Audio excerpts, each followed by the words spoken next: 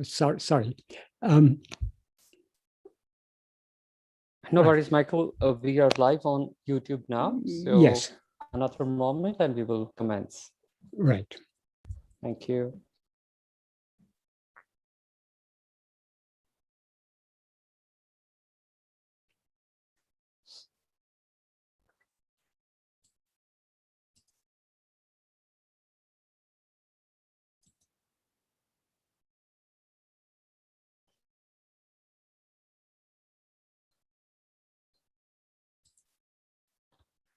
Namo Ramana.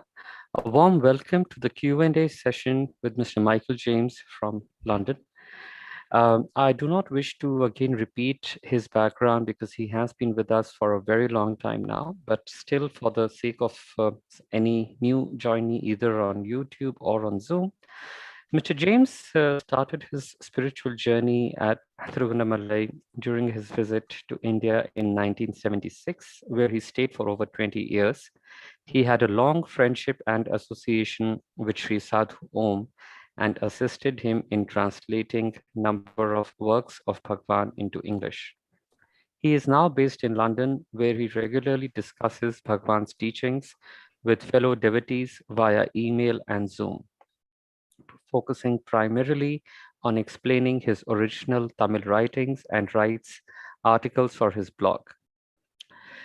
Michael, thank you so much for joining us. And you have the list of questions which devotees shared with you earlier. One small request I would like to share from Michael's side to everyone is to keep the session as interactive as possible. Once Michael responds to the question, in case there be any follow-up, please feel free to raise your hand. If you are watching through YouTube, please feel free to put your question in live chat window from where I will pick up the question and share with Michael. Michael, all over to you, sir. Okay. Namaskaram. The first question I've been asked today is by TV Murali. What he says is, according to me, man has free will only to choose whether he wants to realize the self or not. The rest are predestined.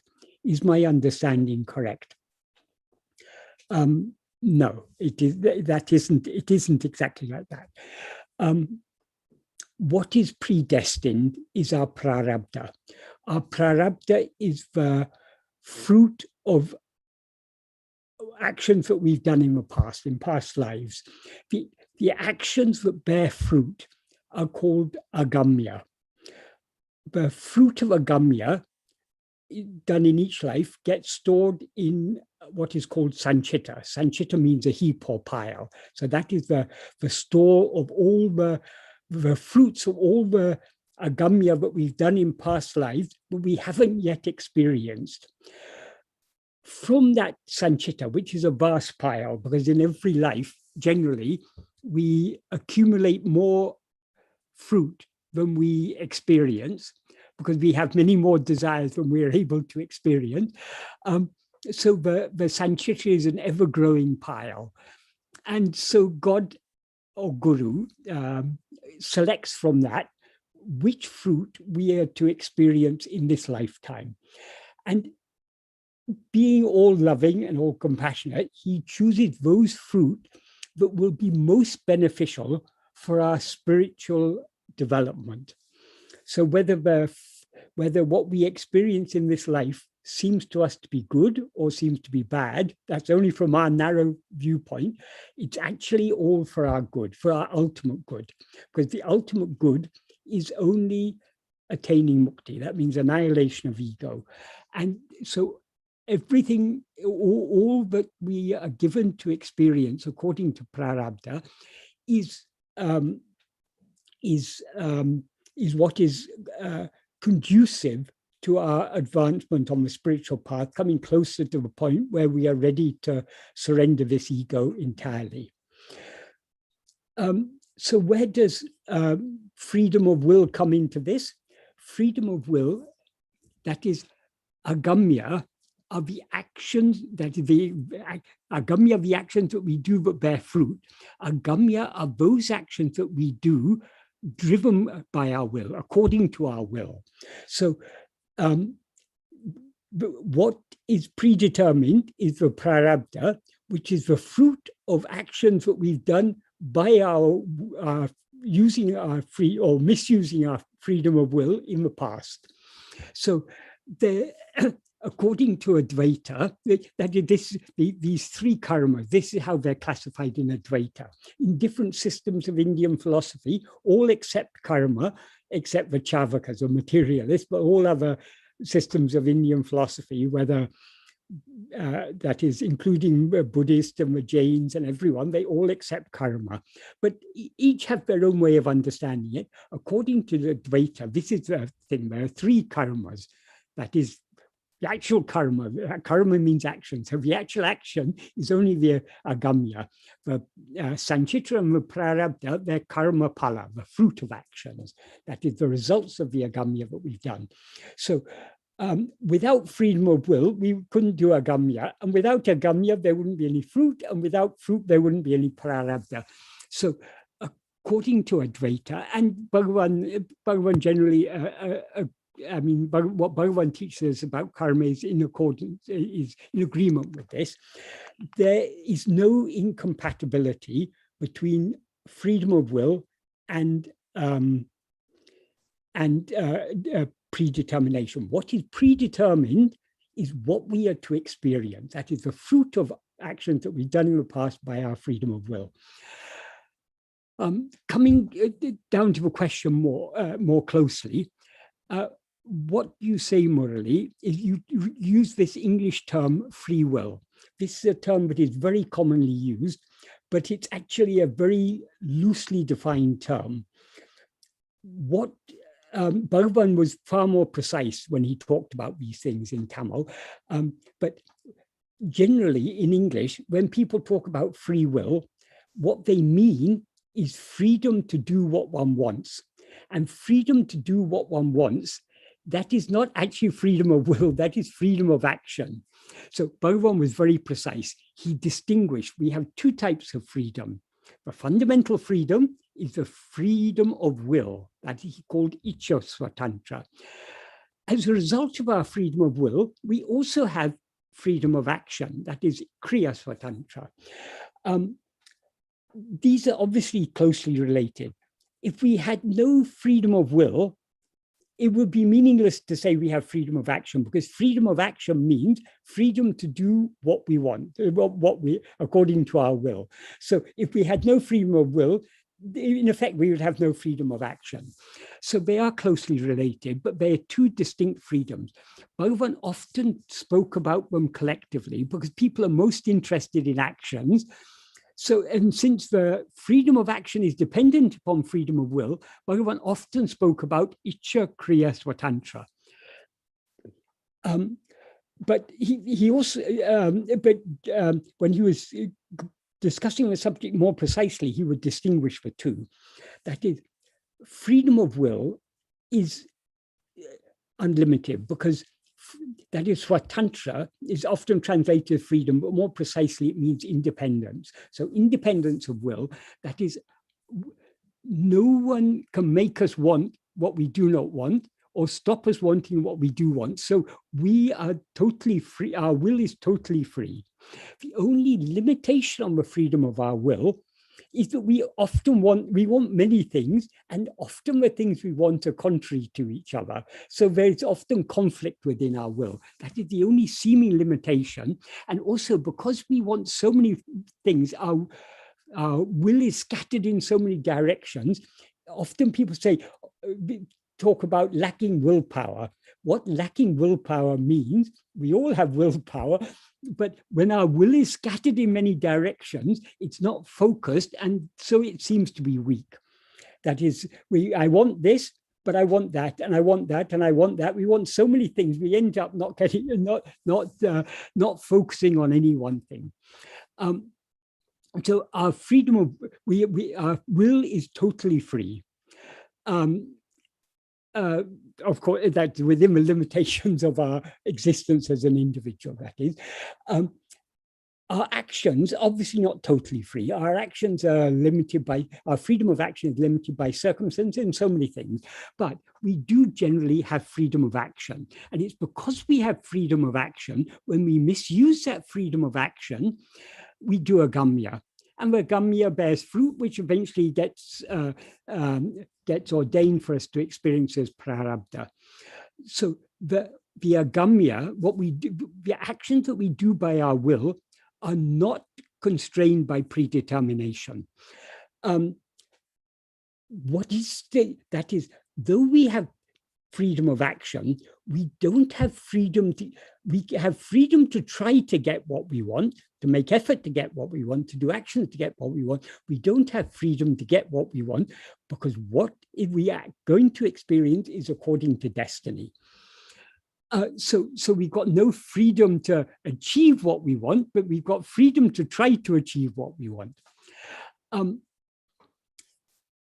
Because what we are to experience is predetermined, and in order to experience what we are destined to experience, there are certain actions of mind, speech, and body that we need to do, or we wouldn't experience what we destined. So those actions we are made to do.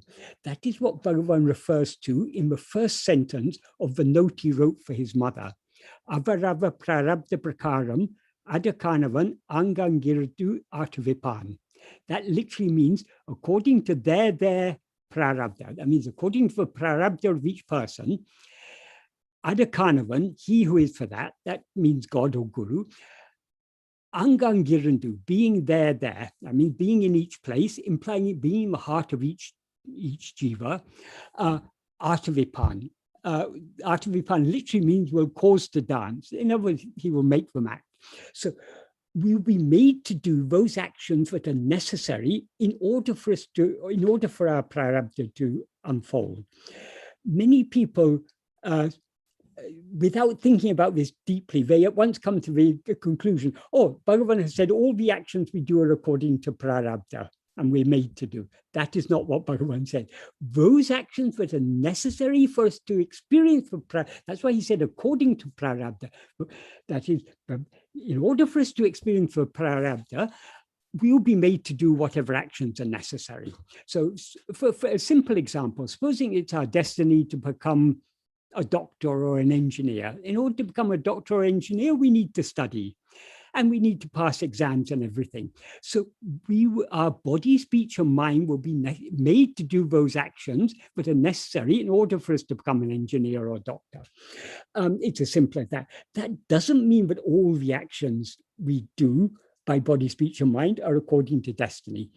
Generally, most of the actions we do are according to our will. Bhagavan made this clear in the next two sentences of that note he wrote to his mother. He said, Endrum naduvadadu, enviachikunum navadu. That means what is never to happen will not happen in spite of any amount of however much effort is made. In other words, however much we try to experience what we are not destined to experience, we cannot experience it. So if everything was predetermined, there would be no need for Bhagavan to say there, whatever effort is made, because if it's all predetermined, even all efforts would be predetermined. So but the fact he added that whatever effort is made, because though we cannot change, we cannot experience what is not destined, we're not destined to experience, we can want to experience it and we can make effort to experience it. So there Bhagavan is clearly indicating we have freedom of will and freedom of action. But we don't have freedom of getting what we want. And then in the next sentence, he says the same thing he said the other side of the same coin. He says, Nadapadu, what will happen, entade seinum niladu, whatever obstruction is done, niladu will not stop. So what is not to happen, what is never to happen, will not happen, however much effort we make.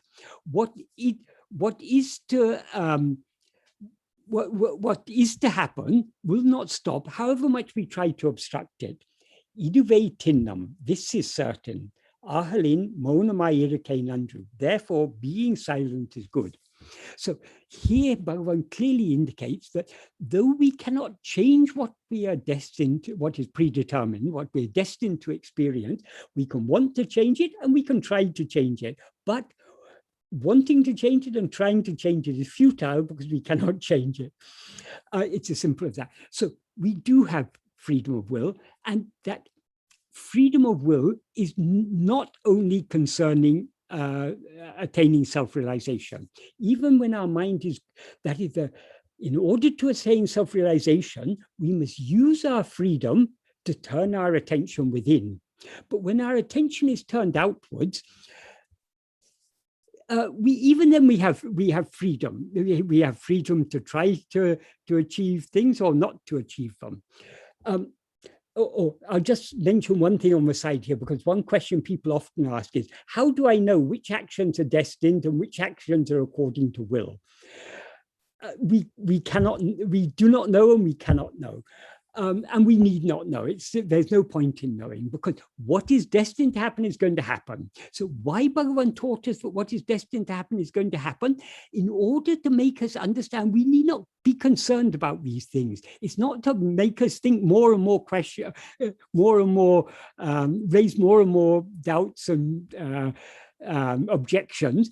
It is to, if we understand the intention of what Bhagavan taught us, we don't have to worry about what is going to happen in our life, because what is going to happen is already predetermined. Regarding action, those actions that we will be made to do according to destiny, we will be made to do. So we need not worry about those actions. The only actions we need be concerned about are those actions that we do by our will. By default, we can say most of the actions we do are according to our will. Even those actions we do that are according to prarabdha, they're also often driven by our will. That is, so to use the same analogy again, supposing it's our destiny, our prarabdha, to be a doctor. So we have to study hard and we have to pass the exams in order to become a doctor. So we are made to do those actions according to destiny. But most people who become doctors, they not only is it their destiny to become a doctor, they want to become a doctor. They may have different reasons for wanting to become a doctor. Some people who become doctors may want to become doctors because they want to do service to people. They think it's a good, noble profession where they're helping others, alleviating suffering things. Some people may think it's a high prestige job. To be a doctor it gives you social prestige. Other people may think, oh, it's a very good way to earn money. I can get a reliable income from being a doctor. So there may be different motives, but most people who study to become doctors, they want to become a doctor for one reason or another. So not only is that action driven by destiny, it's also driven by their will. So the vast majority of actions we do are driven by our will, whether or not they're also driven by destiny. So, but the problem lies not in the actions, that is, the actions are an effect. The problem lies in the will. That will is the cause. So it's at the level of the will that we need to tackle the issue. This is why it is said in the path of self-surrender, the path of self-surrender begins by our trying to surrender ourselves trying to surrender our will to the will of God. That is not my will, thy will. We are trying to we're trying to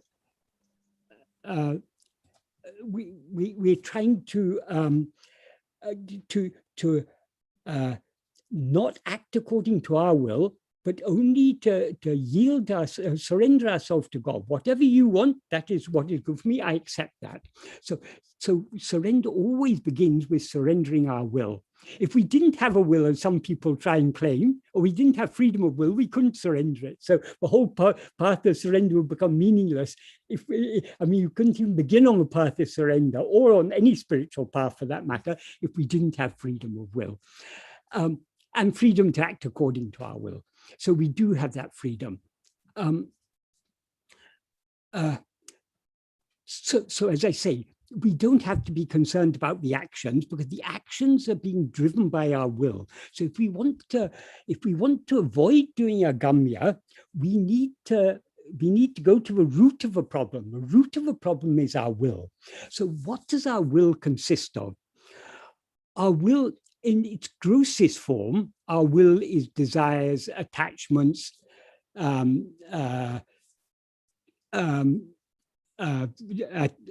fears, hopes, and all these things. So these are the grosser manifestation of the will. At a slightly subtler level, our likes and dislikes. That is, it's our likes and dislikes. If we like something, then we desire to get it. If we dislike it, we fear it, or we desire to avoid it. So the underlying the desires and the fears and the attachments and so on are our likes and dislikes. And underlying the likes and dislikes are what are called vasanas or samskaras. These two words mean the same. Bhagavan generally talked about vasanas, but sometimes also samskaras. So vasanas or samskaras means our inclinations. So it's the inclinations that give rise to likes and dislikes, which in turn give rise to desires and fears and so on, which in turn give rise to all other thoughts and ultimately to everything. Bhagavan has said, the whole world is nothing but a projection of our own vasanas. So the vasanas it's at the level of vasanas that we need to tackle this problem. But whose vasanas are they? In other words, whose will is it? Obviously, it is ego's will. So the ultimate root of all problems is ego. That is the problem that we want to get rid of. But so long as the vasanas can very broadly be classified in two types. There is what are generally called Vishaya vasanas. Bhagavan often uses this term Vishaya vasanas. What Vishaya vasanas means is Vishaya means phenomena. Anything other than ourselves, anything that appears and disappears is a Vishaya. Any object is a Vishaya. And vasana means an inclination. So our inclination to experience Vishayas, to experience things other than ourselves, they are called Vishaya vasanas. That's one type of vasana. The opposite type is what Bhagavan called Satvasana. Satvasana means is the inclination just to know and to be what we actually are. So if we cultivate the Satvasana, we'll get more and more liking to turn within and more vairagya towards, in other words, our Vishaya vasanas will be weakened. We'll have less inclination to go outwards and more inclination to go within. So our aim when practicing the spiritual path is to weaken our Vishaya vasanas and strengthen our Satvasana. Ultimately, our aim is to surrender ourselves completely. When we surrender ourselves, since ourself means ego, it's ego that we have to surrender. When ego is surrendered, when ego is surrendered, everything else is surrendered along with it. But in order to surrender ego, we must be willing to surrender ego. And so long as we've still got strong Vishaya vasanas, we will not be willing to surrender ourselves, to surrender ego. So the spiritual practice is a process of weakening our Vishaya vasanas and strengthening our Satvasana. Our Satvasana is what is otherwise called bhakti. And the weakening of our Vishaya vasanas is called vairagya. So it's at this level of our vasanas that we need to deal with the problem. When we allow our attention to go away from ourselves, we are being swayed by our Vishaya vasanas. When we're being swayed by our Vishaya vasanas, now we come to a point where that is, there is freedom at different, as I said, the will, there are different levels of the will. The grossest level is desires and so on, subtler than that of the likes and dislikes, subtler than that of the vasanas. Likewise, at each level, there is corresponding freedom. That is, we are free to desire whatever we want or not to desire it. Or we may have certain desires, but we consider to be bad desires. So we are free to try and overcome those desires, to give up those desires. So we can do it at that level. But coming down to a level of vasanas, vasanas are inclinations. Though we have certain inclinations, we are not bound to follow those inclinations. So the real freedom of will, the crucial freedom of will, is that we are free either to allow ourselves to be swayed by our vasanas or not to allow ourselves to be swayed by our vasanas. And at this level, we can see throughout the day, all sorts of inclinations are rising in our mind. We are constantly, if we are serious about following this spiritual path, we're constantly discriminating whether to allow ourselves to be swayed by this vasana or not. Just to use a very simple example. Supposing we have a strong inclination, supposing we like food a lot. So we've got a strong inclination to eat food, but we know that if we eat too much food, we'll make ourselves sick. So though we may have inclination to eat more food, we also don't have an inclination to avoid getting sick. So at a certain point, we decide, okay, I shouldn't eat anything more, because if I eat more, I'm not going to feel well. So the inclinations are, there's the inclination on one hand to eat more, and the inclination on the other hand not to eat anymore, because we know it's going to make us sick. So we can follow either of these inclinations. We have that freedom. If we're wise, we avoid overeating, and so we maintain our health and everything. If we overeat, we become sick and have to suffer the consequences. But even those consequences is actually according to prarabdha, because many things that we do seem to produce an immediate effect. But it's not actually, because whatever we experience, it is according to destiny. But destiny is not randomly selected. Destiny is tailor-made to suit us. So Bhagavan knows what vasanas we have, how much we are likely to yield ourselves to certain vasanas, and he has ordained the prarabdha accordingly to suit that. So these things are not at all random. That is, the prarabdha is very carefully selected. How does Bhagavan select it? Does he sit there scratching his head, which karma shall I select for each? No, he doesn't. How he does it is just by being himself. As he says in the 14th paragraph of Nana, it is by the mere, wait a second, I'll just get that paragraph because it's a very important one, what Bhagavan says here. He says, no, sorry, not 14th, I mean 15th paragraph, I mean. The 15th paragraph, Bhagavan says, just as in the mere presence of the sun, which rose without icha, that's liking or wish or desire, sankalpa, volition, or yatna, effort, a surya kanta, that the sunstone emits fire, lotus blossoms, water evaporates, and people of the world commence their respective karyas, activities. They do those karyas and they cease doing them. And just like in front of a magnet, a needle moves, jivas who are subject to the threefold function of God or the fivefold function of God, which happen, this is the crucial bit, which happen by just the special nature of the presence of God. That is, everything that Bhagavan does, including the ordaining the prarabdha, he does without doing. By his mere presence, all these things happen. So the the selection of the fruit of our prarabdha is happening by the mere presence of Bhagavan, by his just being as he is. Because what is Bhagavan? Bhagavan is infinite love. So out of his infinite love, these things happen automatically. So our prarabdha is selected by him without him doing anything, but merely by the, as he says here, by his Sannidhana Visesha Matratal, by the mere by the mere special nature of his presence, of his being what he is, in other words.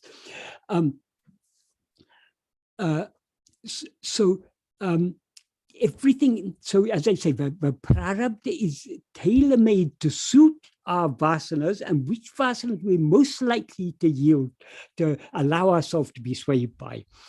But we do have, we always have choice. Whenever any vasana arises, any inclination arises, we have a choice whether to follow that inclination or not to follow it. If we didn't have that choice, no spiritual practice would be necessary. And we wouldn't, all the actions we do wouldn't be according to our will, it would be according to destiny, which would make the whole karma, the law of karma, it would invalidate it, because without acting according to our will, there'd be no agamya, and hence there'd be no fruit, and hence there'd be no prarabdha. So it makes the whole thing meaningless.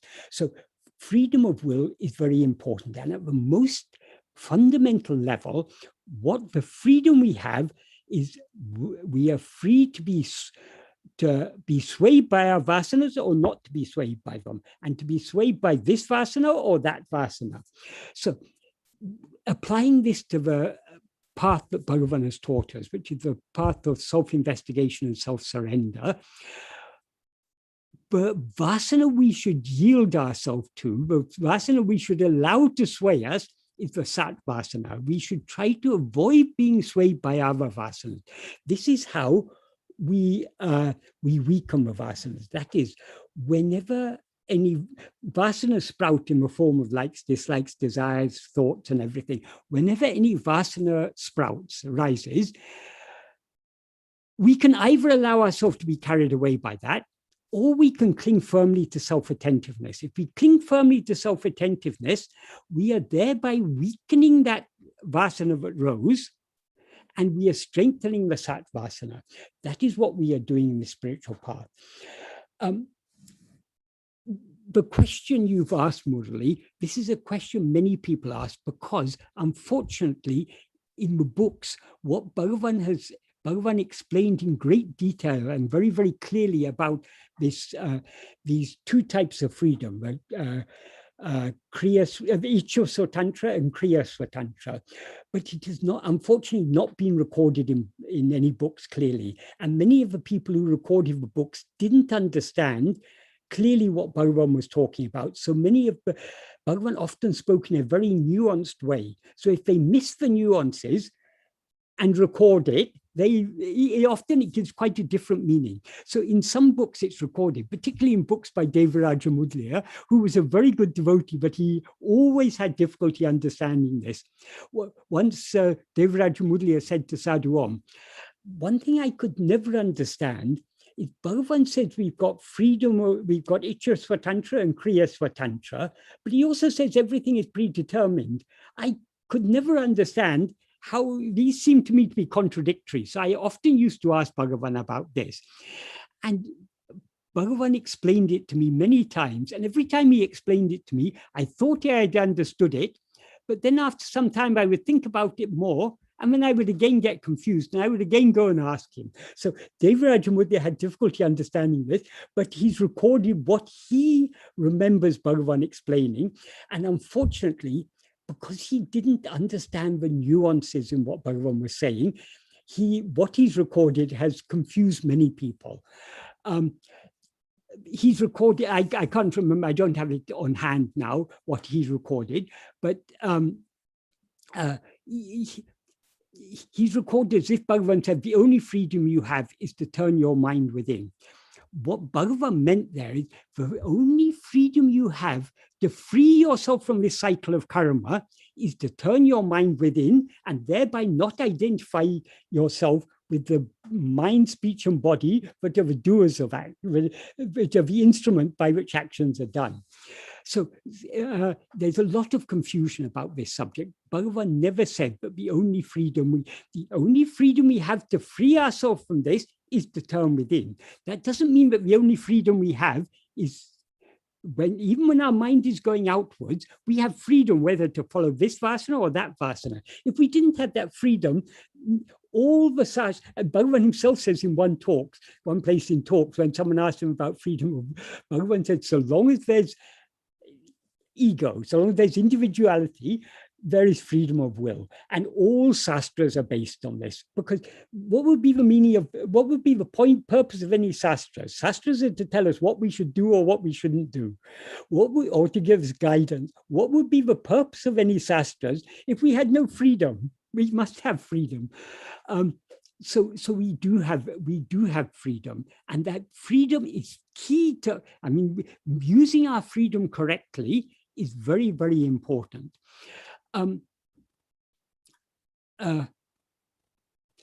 Regarding the thing about freedom of will, Bhagavan has said very clearly, for example, in verse 19 of Ududunapadu, he talks about the dispute about which prevails, fate or will. This is an age-old dispute, but has been going on in philosophy, not only in Indian philosophy, Western philosophy, all philosophies, whether everything is predetermined or whether there is freedom of will. And if there's both, then which prevails? What Bhagavan says about that is, in verse 19, he says very beautifully in Tamil, Vidimati moolam vivekamilake, vidimati vellam vivadam. That means the terms he uses here, he doesn't actually use the term freedom of will, he just talks about the will. But obviously it implies freedom of will, because the dispute wouldn't arise if there wasn't an assumption of the possibility of some freedom of will. So what he says here, only for those who do not have discernment of the root of fate and will is there the dispute about which prevails, fate or will. So what does he mean here by the root of fate and will? Who is it who has will, and who is it who experiences fate? It is only ourself as ego. So the root of fate and will is ego. Only for those who do not understand, when he says vidimati moolam vivekam, that means discernment or the ability to think, only those who do not recognize that ego is the root of both will and fate will dispute about which prevails, fate or will. According to Bhagavan, this dispute is meaningless. Why? Because there is no conflict between will and fate, because they each have their own domain. What we want to experience, that is according to our will. What we are to experience is according to fate. So there's no dispute. What we want to experience cannot change what we are going to experience, and what we're going to experience cannot change what we want to experience. I may want to be a doctor, but if it's not my destiny, I cannot become a doctor. But just because it's not my destiny but to become a doctor doesn't stop me wanting to be a doctor. I can be wanting to be a doctor up to the last days of my life, but it's not my destiny, so I won't be a doctor. So there is actually no conflict between fate and will. It is only those who do not understand the nature of ego who imagine some sort of conflict between fate and will. So Bhagavan is clearly here, he's indicating, yes, so long as there's the root, so long as there's ego, there is fate and there is will. When ego is found to be false, then both fate and will are found to be equally false. So the whole karma theory is based upon the fact that we have risen as ego. If we investigate this ego, we'll find it's totally, we have never risen as ego, and therefore there never was any karma. But so long as we rise as ego, fate and will both, each prevails in its own domain, but it cannot encroach into the domain of the other. And then he says in the next sentence, Viti mati gaku o mudal tanne unanda ave tananda. That means those who have known themselves, who have the one themselves, here means ego, but he implies who've known the reality of ego, ego, who is the one origin of fate and will, have discarded them. That is, if we want to be free of both will and fate, we need to investigate this ego. If we investigate ego, we will know what is the reality of ego, which is Satchit, the pure awareness I am. When we know that, we have thereby discarded both fate and will, because without ego, there's neither fate nor will. And then he says, Savaro pinnum ave satru. That means say, will they thereafter be associated with them? So Bhagavan clearly acknowledges both will and fate, but he clearly implies here the root of, well, he clearly teaches here that the root of both is ego, and that there's no conflict between them. So I hope this has helped clarify that. Murali, do you want to ask anything further on this, or does anyone else have any questions further on this?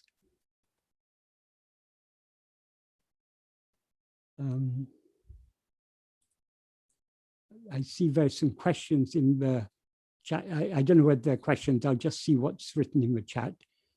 So these are some questions that have come in from the YouTube channel. Yes. Okay. You could possibly consider them once your existing list of questions is done. Yes. And we can always have a follow-up session. If any questions about this subject, let's deal with those questions first. Okay, the first question here is about Bhagavan's association with Arunachal. I'll keep that for a while. Someone else asks. Okay, there's one question here I see in the chat. I don't know about the YouTube chat, but in this chat, are all our future karmas predetermined? It seems that God alone would know when one would get self-realization, and however many lifetimes in the future, he would know all our future actions. Generally, I mean, we don't have to analyze this too. Ordaining the fruits of karma is God's job, not our job, so we don't have to worry about it. But generally, how it is explained is that for each lifetime, God ordains the prarabdha for that lifetime. So when each lifetime begins afresh, when we begin a fresh lifetime, a fresh allotment of prarabdha. So what we are to experience in future lives, we can, not that it really matters, we can say, no, it is not yet predetermined. It will be predetermined only when we take another life, if we take another life. Regarding self-realization, self-realization is not the fruit of a karma. Bhagavan says very clearly in Upadesha Undiyya, in verse 2 of Upadesha Undiyya. Oh yes, this was another verse actually I was going to refer to, but anyway, I'll talk about it now. What Bhagavan says in verse 2 of Upadesha Undiyya is Vinayam vilevu vilevitu vittai Vinay kadal virtidum undipara vidu tarilile undipara. What that means is the fruit of action having perished. As seed, it causes to fall in the ocean of action. It does not give liberation. What this means is that is when the fruit of a past action is selected for us to experience, when we experience it, that fruit is thereby perished. I mean, the analogy that is used here, obviously, is the analogy of the fruit that we eat. If someone gives you a mango, once you've eaten the mango is no more. You can't eat the same mango again a second time. Once it's eaten, it's eaten. Likewise with the fruits of karma. Once it's experienced, that fruit has, as Bhagavan says here, it's perished. However, when you've eaten your mango, what are you left with? You can eat all the flesh and all the skin, but what are you left with? You're left with the seed. And that seed, if it's planted in the ground, it can sprout and grow into another mango tree, and you get lots of mangoes. So likewise with actions, the real problem with action is not the fruit of action, it's the seeds. The seeds here means the vasanas. That is, when you do an action, we can see this with ourselves. Supposing you've got a bad habit, supposing there are many people who smoke cigarettes, for example. The more they smoke cigarettes, the more inclination they have to smoke cigarettes. So that's why people find who have started, maybe in their teenage years, they started smoking. And when they get older, they may understand, oh, smoking is not good. It's not good for the health. It's foolish to smoke. But it's very difficult for them to give up. Why? Because the more they smoke, the more of that inclination to smoke is there. So to break that inclination is difficult. So it's the seeds. The seeds here means the vasanas. So whatever action we do, it has two types of results. One type is the karma pala, which gets stored in sanchitra, may later be experienced as prarabdha. The other is the vasana, that is the seed. That is what causes us to fall in the ocean of action. So the problem is not the actions or the fruit. The problem is the seeds. That's why I said Bhagavan never denied that we have will or that we have freedom of will. The seeds are our inclinations. But as I said, we are not bound by the inclinations. So that's the first sentence. Then Bhagavan concludes this verse by saying it does not give liberation. That means karma does not give liberation. So whatever karma you do, you can do all sorts of good karmas. However much good karmas you get, what do you get by doing good karma? You get punya. What do you get by doing bad karma? You get papa. But neither punya nor papa can give liberation. That is karma, that is mukti, is not a karma pala. It is not the fruit of an action. So when do we get mukti? Only when we surrender ourselves. Surrender is not according to destiny. Surrender is when we weaken our outward going, our vishaya vasanas, and strengthen our sat vasana, we eventually become willing to surrender ourselves. What did Bhagavan often say? Bhagavan often said, bhakti is the mother of jnana. Bhakti means love. Bhakti in this context means the satvasana, the love just to know and to be what we actually are. That is what gives liberation, and that is not the fruit of an act of a karma. So when we will get liberation, whenever we are willing to surrender ourselves, we get liberation. So that is not, liberation is not predetermined. So to say God knows when we'll get liberation, what is God? God is nothing other than our own self. In the view of God, we are ever liberated. So this is, it's meaningless to say, but God knows when we'll get liberation, because in God's view, we're always liberated. It's only in our view that we're in bondage. That Bhagavan says, so long as we take, in verse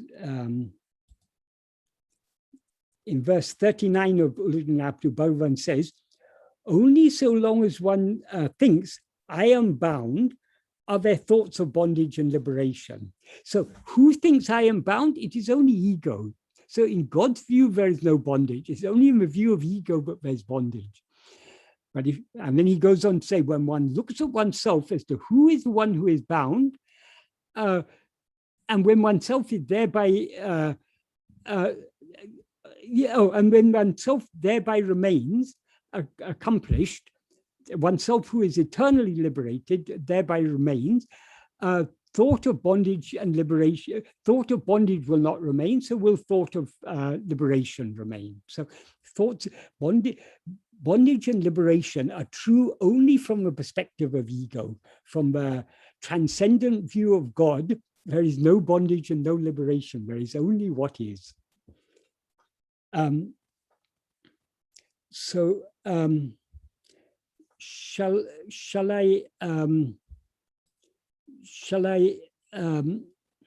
I think I'll go on with the other questions that I've been asked, because I've already taken up most of the time on this question, but this is such an important question. Thank you for asking this, Murali, because this is something that people are so confused about. And many devotees of Bhagavan have completely, I mean, I've seen so many ways in which people misapply this thing about this idea that we don't have freedom of will. There are some people who behave inappropriately and say, I can't help it, it's all according to destiny. I know literally people who claim to be practicing Atmavichara.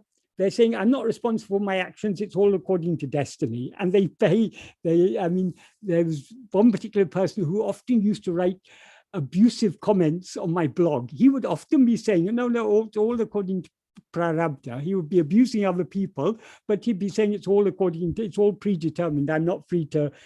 So this is a complete misapplication of Bhagavan teaching. Another way in which people misapply it, they say everything is predetermined. Even your thoughts are predetermined, so you've got no control over your thoughts. Bhagavan never said that. So it leads to so much. If we don't understand what Bhagavan taught us about freedom of will and about destiny, is actually very simple. But people, if we're ready to put aside all our old beliefs and just pay attention to what Bhagavan actually said, what Bhagavan actually explained, it's very, very simple and easy to grasp.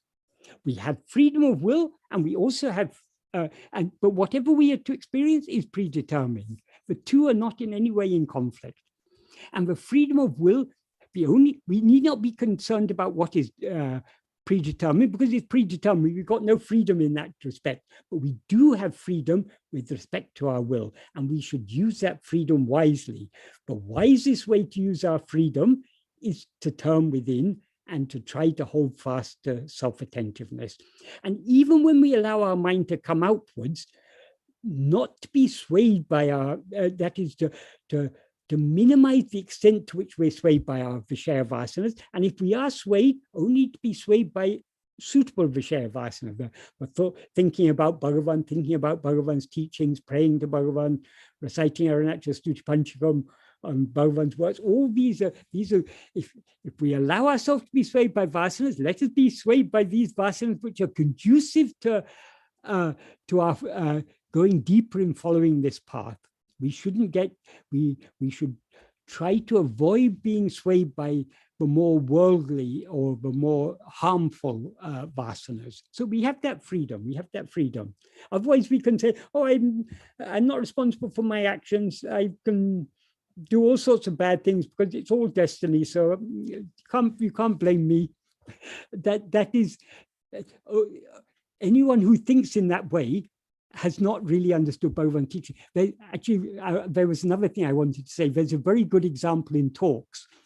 In talks, it's recorded on the 30th of May, 1936.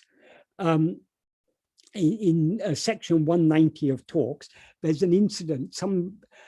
Some devotee had been sitting on the hill in the hot sun, meditating on the rocks. And then in the evening, when Bhagavan was, there was a pet squirrel. I'll just read a little bit of it. There is a pet squirrel in the hall which usually retires into its cage before nightfall. Just as Maharshi was telling it to retire for the night, a visitor who had announced that he had attained the transcendent consciousness suggested that water may be offered to it, since it was likely to be thirsty in the hot evening. His presumption to understand animals evoked no response. He repeated it. After a few minutes' silence, Maharshi said, "You were probably thirsty after your long meditation in the hot sun on the hotter rocks, and you would like to drink a jug of water." "Quite so, I have taken water," replied that person. And Bhagavan said, the squirrel is not so thirsty. Because you were practicing austerities in the heat of the sun, you should feel thirsty. Why prescribe it for the squirrel? And then Bhagavan added, I noticed him standing on the hot rocks facing the sun with eyes closed. I stood for a while, but did not want to disturb him and came away. These people do as they please. And then that person said, what I did not intend beforehand. It was spontaneous. And Bhagavan replied, oh, I see. Whatever we others do, we do with intention. You seem to have transcended all. And that person then said, this is not the first time I did so. You yourself inspire me and make me do all these things. Yet you ask me why I did it. How is it? And Bhagavan says, I see, you're doing actions controlled by me, then the fruits should also be considered similarly to be mine and not yours. And that person said, yeah, so they are, undoubtedly. I act not of my free will, but inspired by you. I have no will of my own. And what does Bhagavan say? Enough of this rubbish. And then he quotes something from Mahabharata where Duryodhana said something to the same effect. So according to Bhagavan, anyone who claims I'm acting without any will, according to Bhagavan, it's rubbish. We all have our will in the form of vasanas, and we are responsible for whether we allow ourselves to be swayed by our vasanas or not. That is up to us. We have that freedom, either to be swayed by our vasanas or to refrain from being swayed by them. So we all have freedom of will, and we must use it responsibly. That is Bhagavan's teaching. So as I say, Murali, thank you for asking this question, because it's a very important subject, but it's a simple subject. All we need to do is to understand it clearly, and there'll be no confusion. I probably won't get through all the questions I've been asked, but I will go on, see how far I get. The next question was asked by Advait. What he has asked is, Brahman is eternal and everything goes back to the source one day. What was the need for manifesting as Maya? Couldn't all the drama be avoided?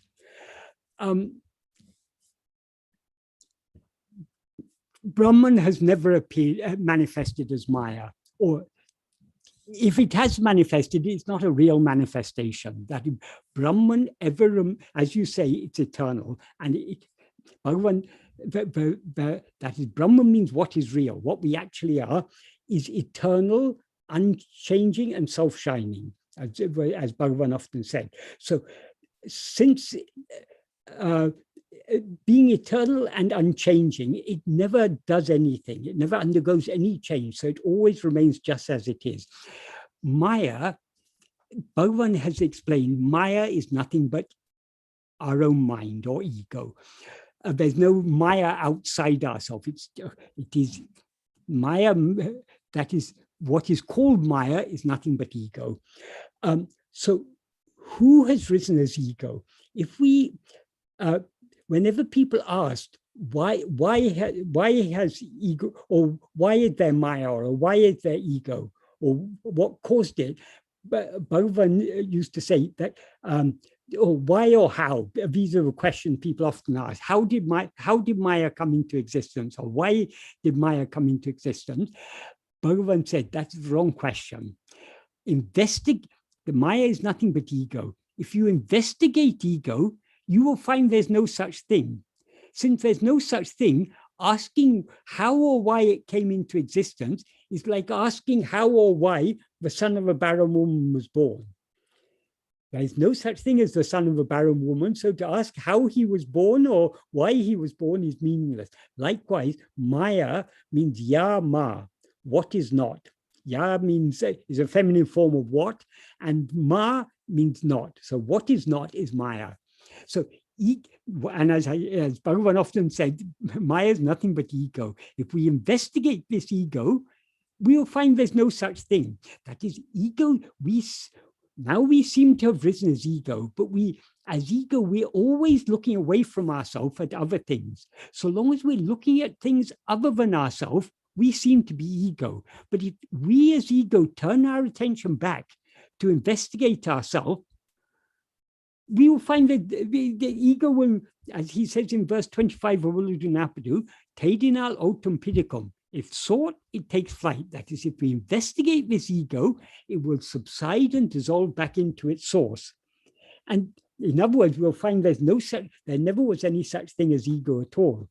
So your final question, couldn't all the drama be avoided? The ultimate truth is there never was any drama. There seems to be a drama only when we look away from ourselves. Look back at yourself to see what you actually are, and you will see that you are always the immutable Brahman and never anything other than that. So there never was any drama. So Advaita, I hope that answers that question of yours adequately.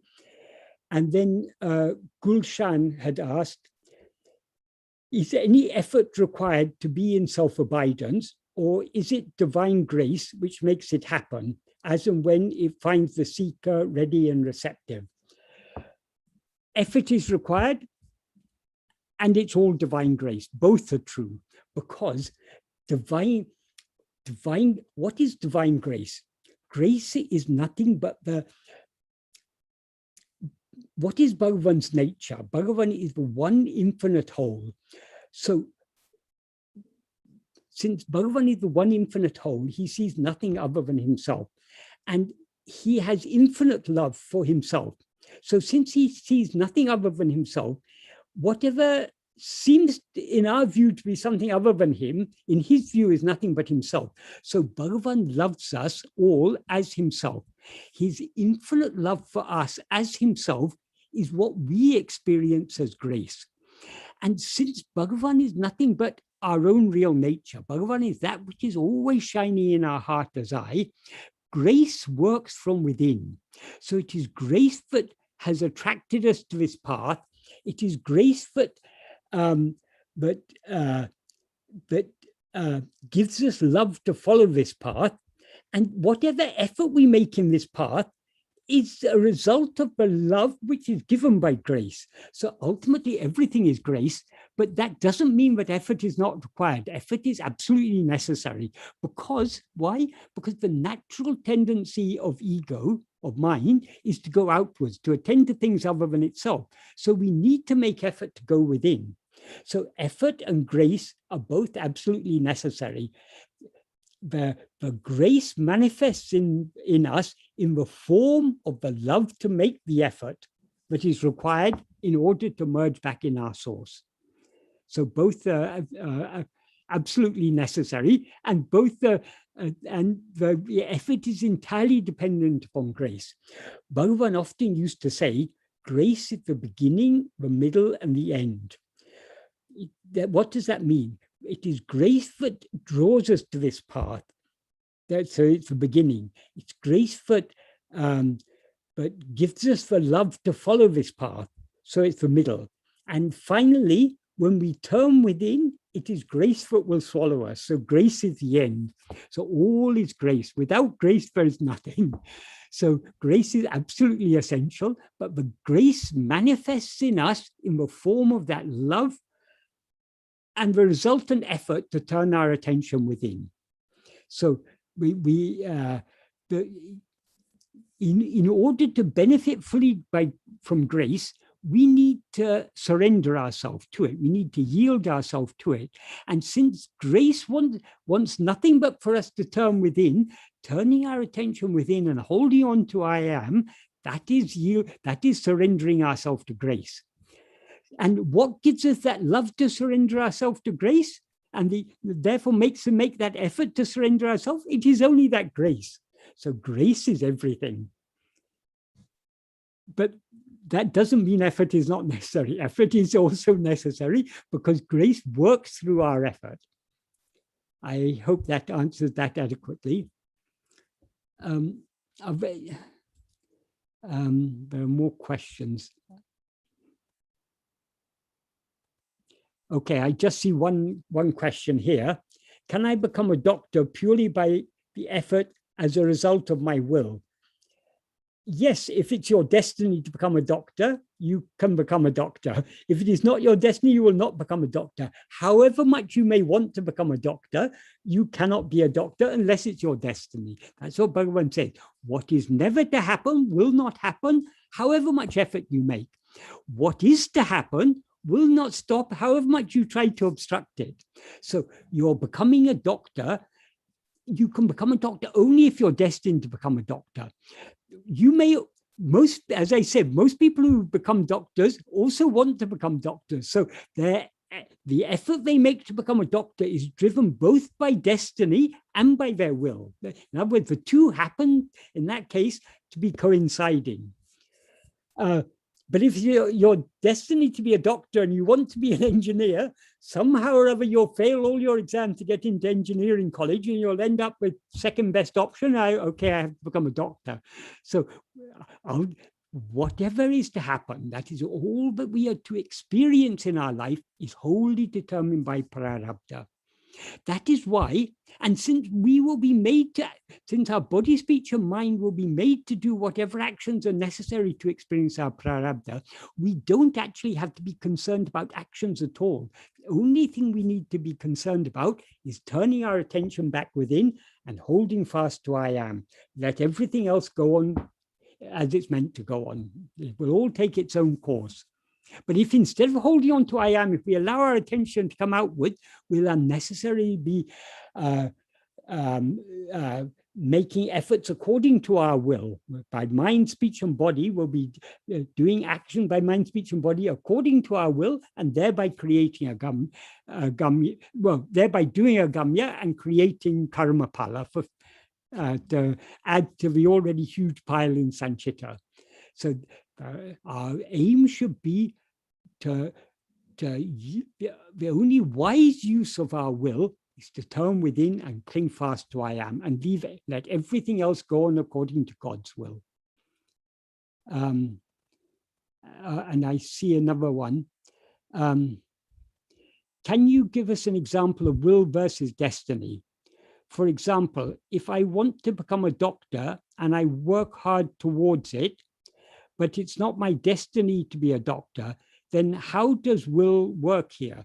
Well, according to your will, in this case, it's not actually a case, but that is, you say will versus destiny. One thing that's very necessary to understand here is that will and destiny are two different domains. Each prevails in its own domain.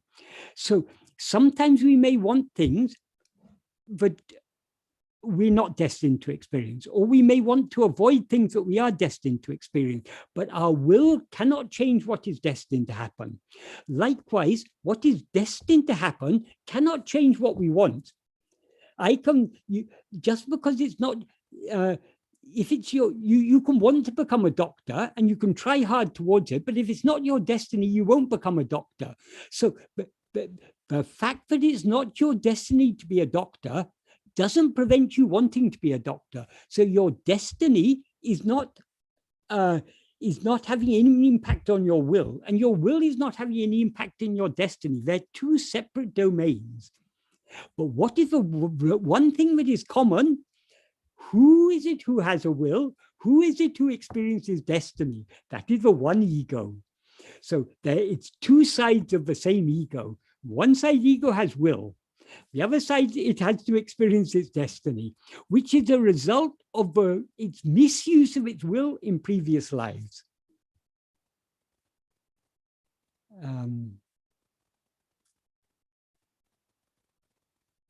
Okay, there's another question from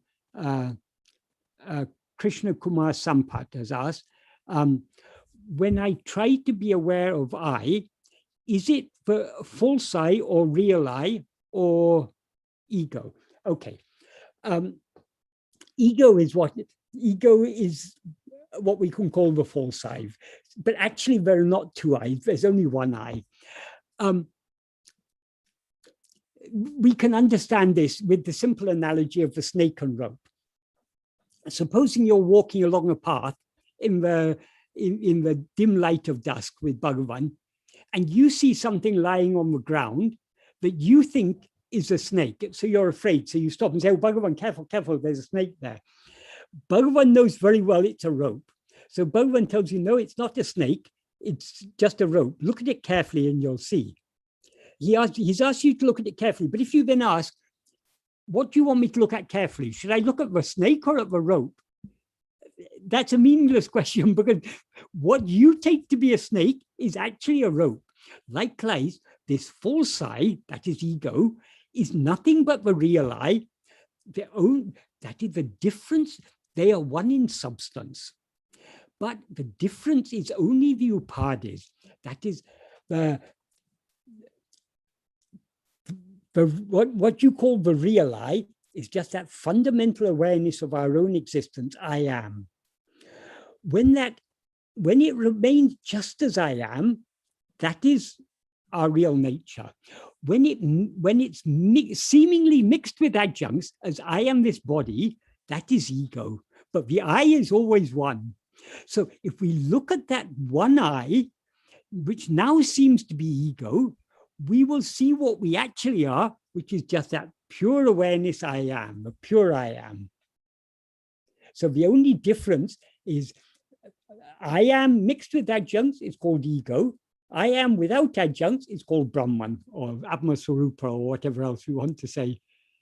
And then someone else has written, if there is deep hurt and pain due to someone's wrong action towards self, there is a lot of hatred towards that person. How can one get relief from this? There is a hurtful self-cry for justice and prayer for punishment towards this person, the tormentor. Okay. That is, whatever happens to us is according to prarabdha. That prarabdha is the fruit of our past actions as selected by God.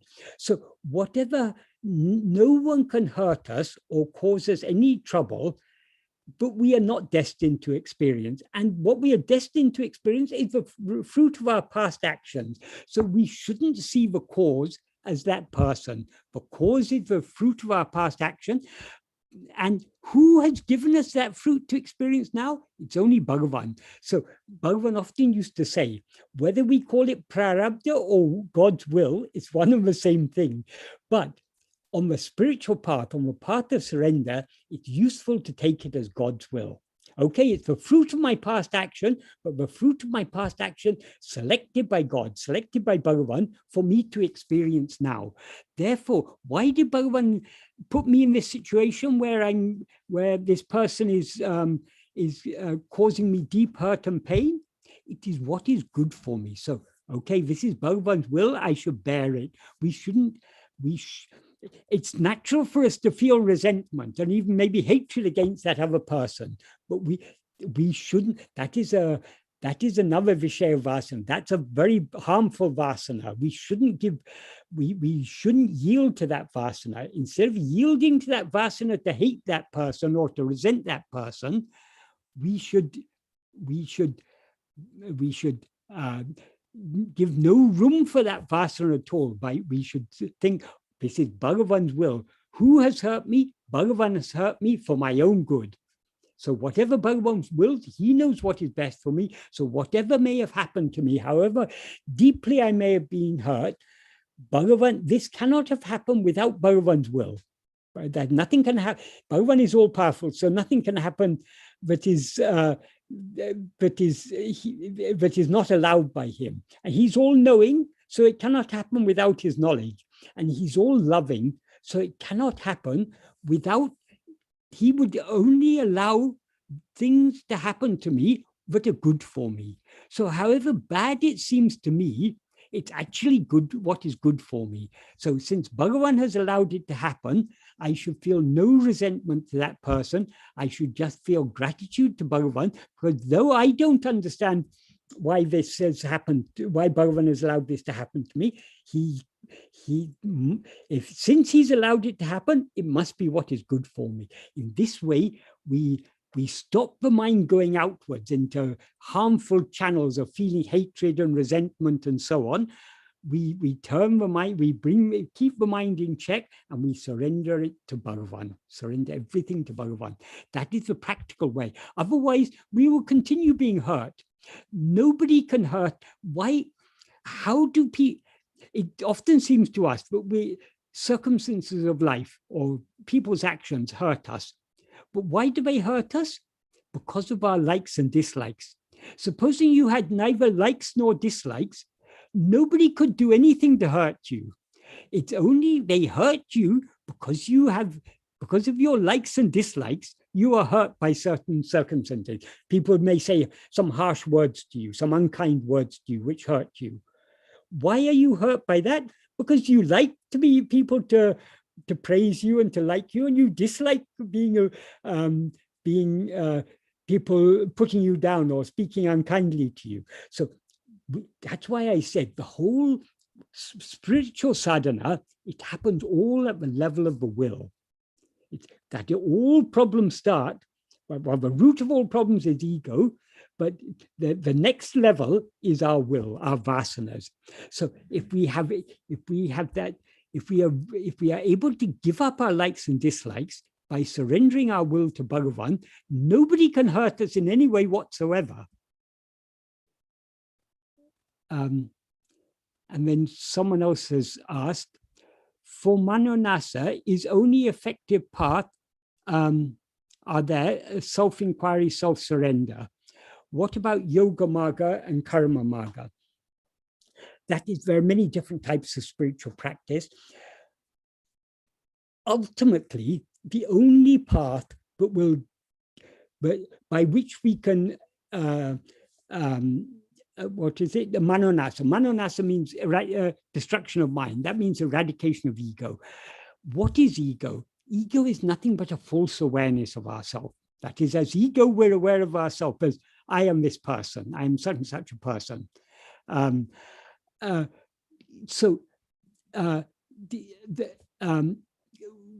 Since ego is a false awareness of ourselves, it can be eradicated or destroyed only by correct awareness of ourselves. So in order to achieve manonasa, we need to know what we actually are.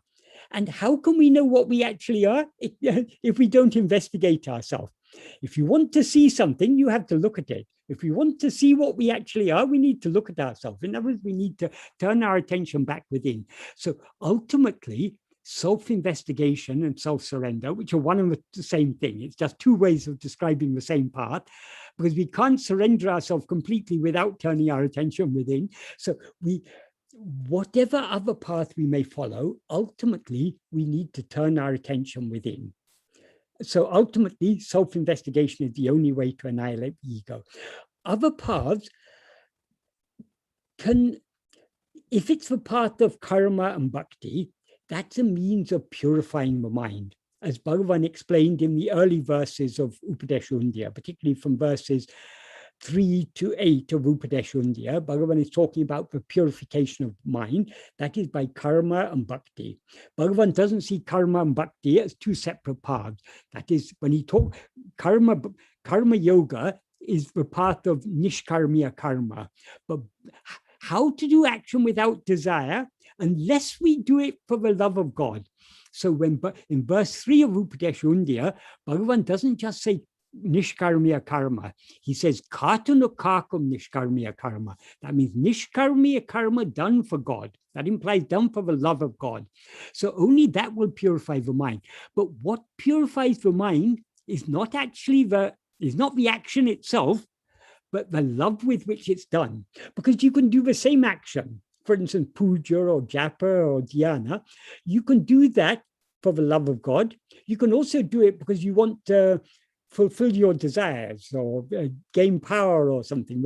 So what matters is not the action, but the love with which it's done. It's a love that purifies the mind. So for Bhagavan, the Bhakti Marga, that is the preliminary stages of the Bhakti Marga, are karma yoga. And whatever karmas we can do, karma's actions by body, speech, and mind.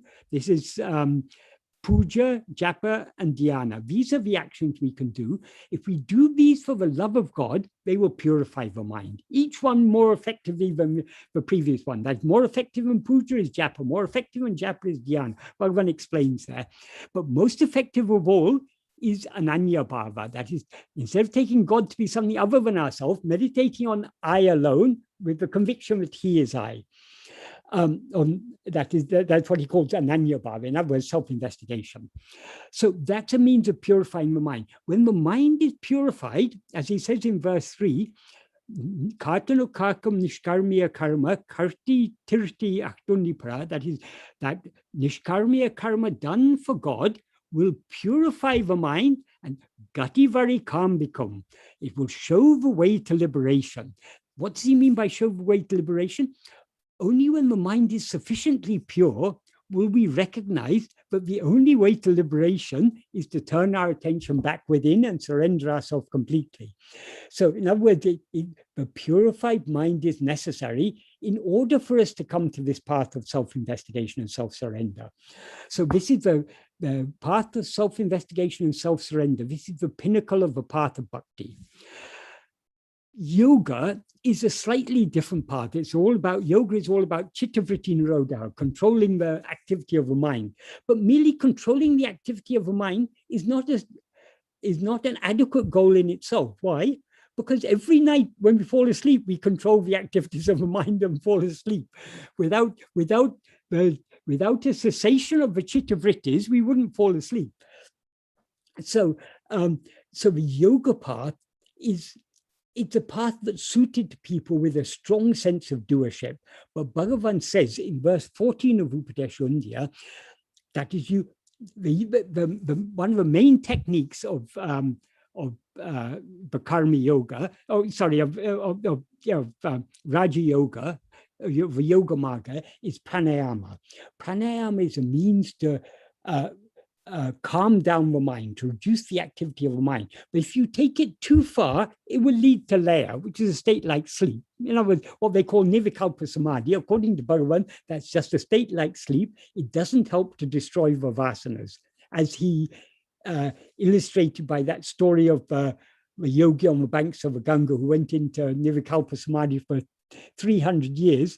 And when he woke up, the first thing he asked for was water. The last thought before he went in was the first thought when he came out. That means even most superficial, even the vasana on the surface of the mind was not destroyed. So how can other vasanas be destroyed? So going into Nirvikalpa Samadhi or Manolaya is not going to help us spiritually. So before the mind goes into Manolaya, when we calmed it down to a certain extent, we should then send it on what Bhagavan calls Orvari. Orvari, it can be translated as one path, but another deeper meaning, it's a path of investigation. In other words, a path of self-investigation. So if you're attracted to following that yoga marga, it's okay to calm down the mind to a certain extent, but then you should make use of that calm mind by turning back to this path of self-investigation. So ultimately, whatever other path you may follow, you have to come to this path of self-investigation. Other paths are ancillary. They may be helpful, but they cannot take you to a goal. So I think I've run over my time now. So I'm sorry I couldn't answer all the questions, but maybe next time we can continue with some of the questions I've not answered this time, or any other questions that people may like to ask. Thank you. Thank you for your guidance, Michael. It has been a wonderful session. I think at last count, we have around 15 questions perhaps coming in from YouTube and other places which remain unanswered. Okay, if you can store these all up for next time, sir. I can then select which are the ones that will be most useful to answer. Sure. So perhaps the session for June can be another Q&A session. Yes, certainly. Very well said. So the second Sunday of June, we will have another Q&A session with Mr. Michael James, and the questions that have already been received will be taken up first. Any further questions, please feel free to send over. We will take them up. Jayanti ji, can I please request you for Akshar Manamalai?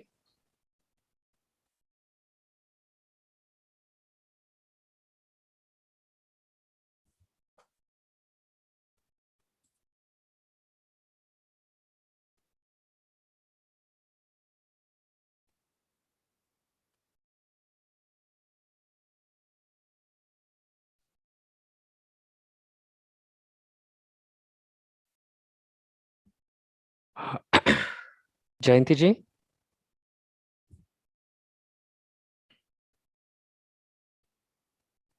Michael, I'm still receiving Yes, emails.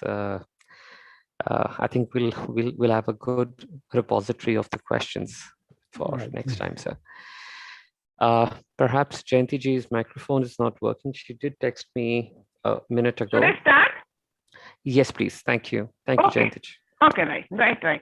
Just give me a second. Just give me a second.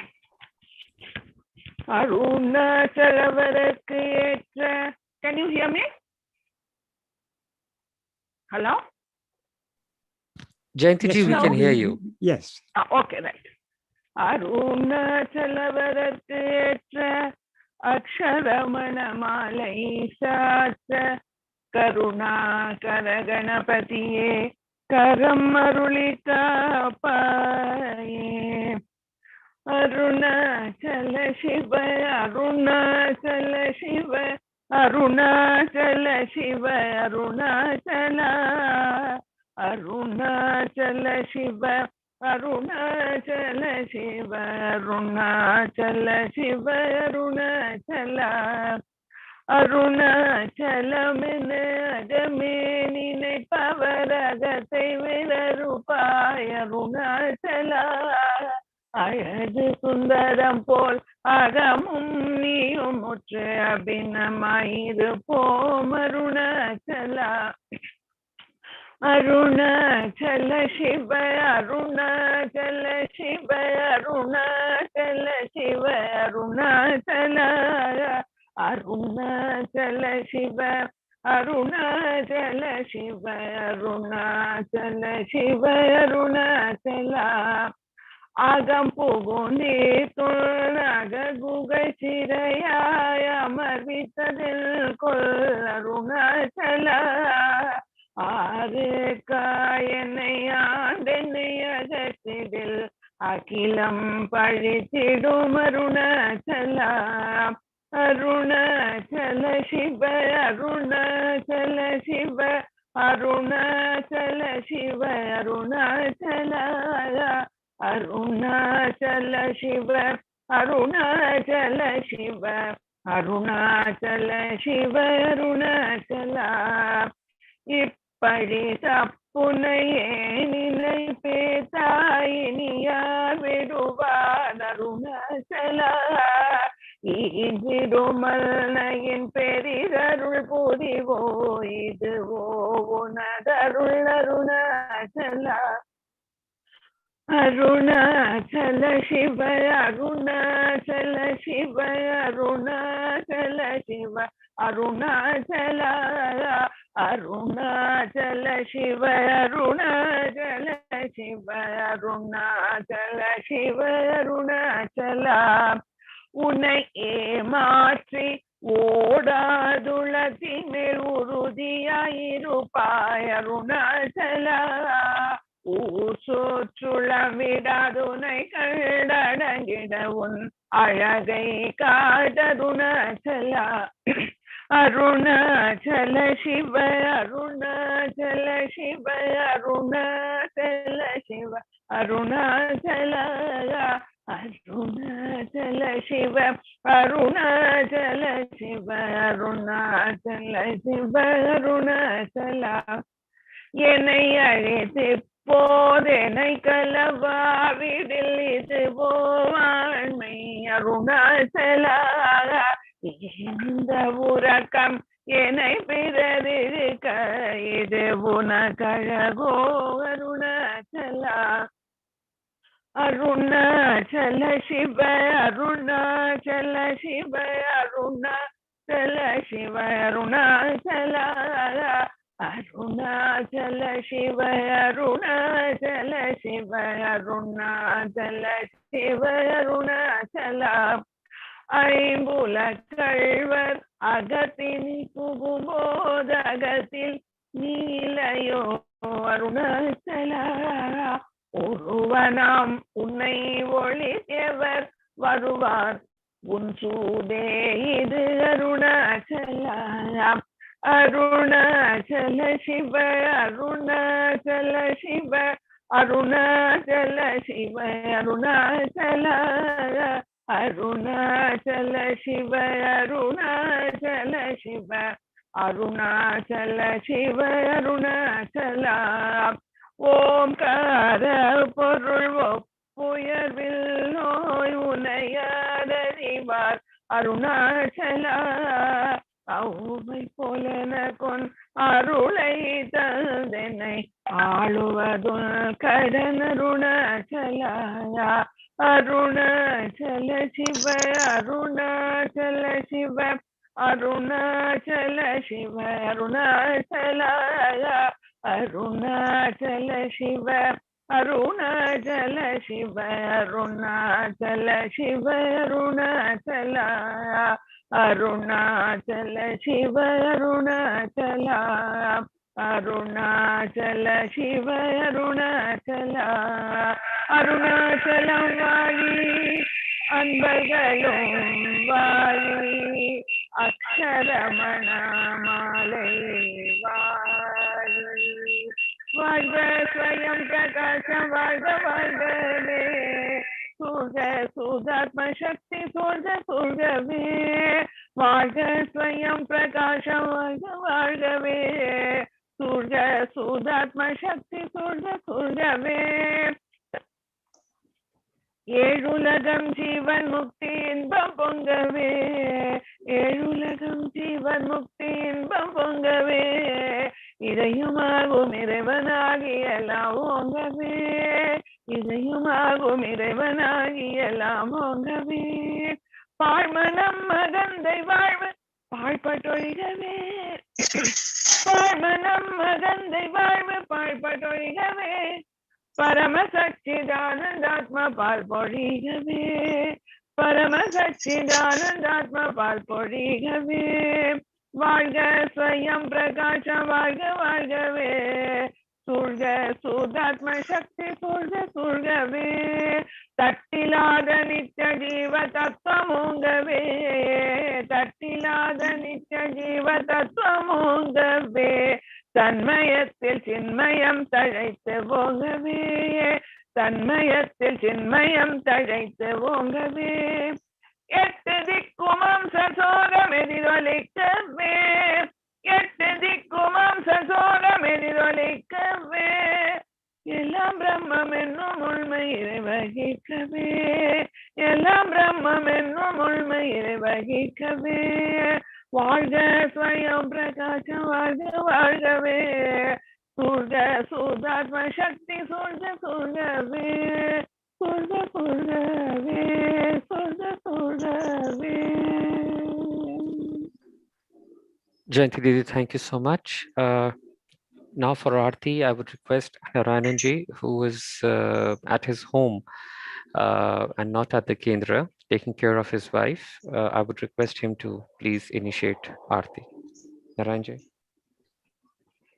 Om Bhurvaswava Tassodarvavanyam Bhargo Devasya Dhimahi Dhiyo Yona Prejodayad Devi Savita Prasva Satyam Durjana Pasadamyam Rutvam Swaha Om Pranay Swaha Vane Swaha Om Vyanay Swaha Mudane Swaha Om Samane Swaha Brahmane Swaha Maha Ganapatiye Namaha Arunachal Shri Ramanaya Namaha Arunachal Ramanaya Namaha Arunachal Shri Ramanaya Namaha कार्तिकाय नमः मुरुगाय नमः वल्ली दैवाने नमः सुब्रह्मण्याय नमः स्वामीनाथने नमः दक्षिणामूर्तिये नमः नटराजने नमः भैरवरे नमः नंदी महेश्वराय नमः शिव पार्वतीये नमः ओम नमः शिवाय नमः ओम नमः शिवाय ओम नमः शिवाय ओम नमः शिवाय ओम नमः शिवाय ओम नमः शिवाय नमः पुरगंड कदलीपळ निवेद्यं समर्पयामि मध्ये मध्ये पानीयं समर्पयामि अमृतोपचात उत्तराभोसं समर्पयामि नीराजनं समर्पयामि नीराजनानन्तरम् आस्मनीयं समर्पयामि हरि ओम हरि ओम हरि ओम धूपार्थं समर्पयामि दीपार्थं समर्पयामि भोगीवल समायुक्तं नागवल्ली तलवृतं कर्पूर सूर्ण संयुक्तं प्रतिगुदां कर्पूर नीराजनं श्री रमण महर्षिकी समर्पयामि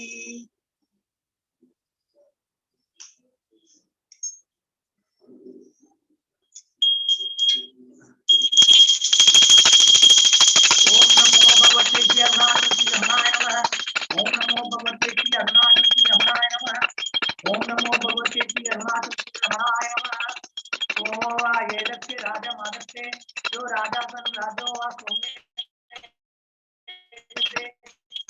देवस्वाम यदानि यमिति भवन्ति एतावन्तो वै देवानां स्वाहा स एवास्मै स्वान् प्रयच्छन्ति स एनं मुनस्तवन्ते राजाय देवराजा भवति न तत्र सूर्यो मार्गचन्द्ररागं नेमाविष्टुभवान् कुर्वन्ति तमेवानि मन्वादि सर्वं दस्यवासा सर्वमिदं विवादि कर्पूरं नम्रवर्षिति समर्पयामि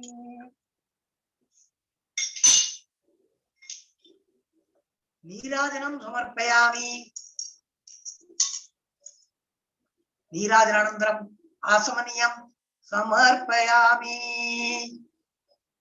हरि ओम हरि ओम हरि ओम पूगीवल समायुक्तं नागवल्लीतलं कर्पूरसूतं सदा पूरं समर्पयामि नीराजनं समर्पयामि यो वा पुष्पं वेद पुष्पवान् प्रजावान् भस्मान् भवति चंद्रमा वावां पुष्पं पुष्पं पुष्पवान् प्रजावान् भस्मान् भवति ओम तत् ब्रह्मा ओम तत् वायु ओम तत् आत्मा ओम तत् सत्यम ओम तत् सर्वम ओम तत् पुरोर्नमः अंधचरति भूदेशे गुहायां विश्वमूर्तिषु त्वं यज्ञस्तं वसत्कारस्तं इन्द्रस्तं रुद्रस्तं विष्णुस्तं ब्रह्मत्वं च प्रजापति ओम ओम देखो अभी तो जनसंख्या है न कर्मणा न प्रजया धने नित्यानेके अमृतत्व मानसु परेण नाहं निहितं गुहायं विप्राजते दत्यदयो विसन्ति वेदांत विज्ञान से नित्यदार्था संन्यास योगा तदय शुद्ध सत्वाः ते ब्रह्मलोके तु परांत काले परामृतात् परिमुच्यन्ति सर्वे तारं विभावं परमेस्म भूतं यत् पुण्डरीकं पुरमत्य सगुं सदं तत्रावित्तकर्म कगनं विसोगस् तस्मिन् यदन्तद्दुपासिद्ध्यं यो वेदादो स्वर प्रोक्तो वेदान्तस्य च प्रतिष्ठितः तस्य प्रकृतिलीनस्य परसमयेश्वरः मंत्रपुष्पं श्री रमण महर्षि की समर्पयामि ओम सत्सर्वब्रह्मार्पणमस्तु हरि ओम हरि ओम हरि ओम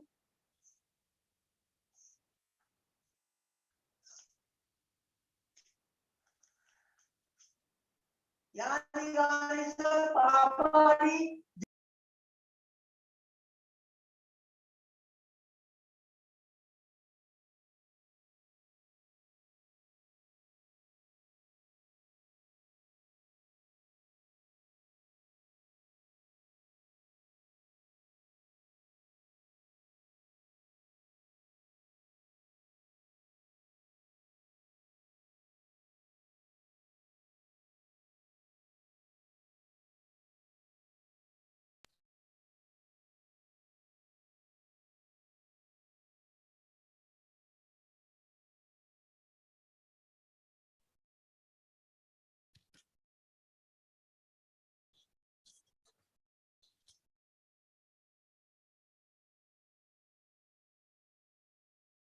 Narayanji, it seems the video is lost. Right, now you are back. Thank you, everyone. This brings us to the closure of the Q&A satsang with Mr. Michael James. We will reconvene on the second Sunday of June, and similar thread will be picked up again with the existing questions being taken up by Mr. James. Please feel free to send in additional questions to the email ID for the secretary at ramankendra.delhi.org. Namo Ramana.